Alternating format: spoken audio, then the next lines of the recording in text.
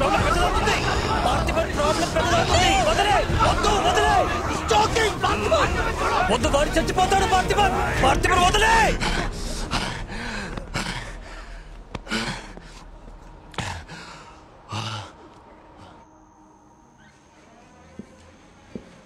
Sir, are you all right? गर्दन ठीक है?